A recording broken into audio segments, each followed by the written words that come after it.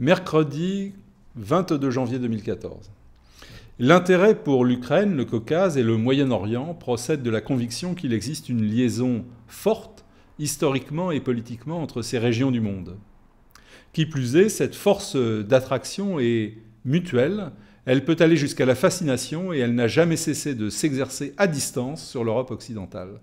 Cette attraction révèle à la fois les limites de notre compréhension du monde slave et les ambitions de nos politiques de s'en concilier les masses, les ressources et les talents. Aujourd'hui encore, les événements d'Ukraine sur le théâtre d'opération de Kiev, car la violence des affrontements permet désormais d'utiliser l'expression de théâtre d'opération, ne peuvent pas être dissociés de ce qui se passe en Abkhazie et en Syrie.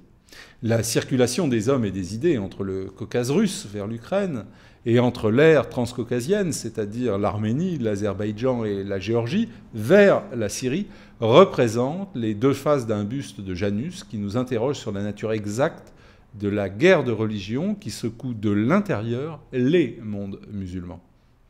Les Jeux olympiques de Sotchi constitueront le point d'orgue de la nouvelle politique russe de maintien de l'ordre en Europe orientale et centrale, autant que dans le Caucase. Le choix de la ville de Sotchi, qui était il y a quelques 36 mois un désert en termes d'infrastructures hôtelières et sportives, ne doit rien au hasard, évidemment. Regardez bien sa localisation. Sotchi sera-t-il le Stalingrad de la société du spectacle, tandis que certaines personnes autorisées redoutent qu'il s'agisse du Sarajevo version 2014. Le président Poutine a pris le double pari de la restauration de la puissance russe dans l'ère caucasienne, après le coup de force au 7 de 2008, et celui de la continuation de sa politique syrienne, qui doit rester un obstacle à l'approvisionnement gazier de l'Europe centrale.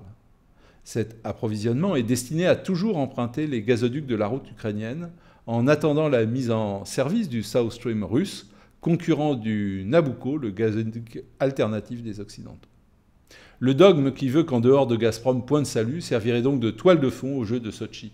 Les athlètes européens doivent le savoir. Le bisounoursisme écœurant de la ministre Fournéron n'a d'égal que sa transparence.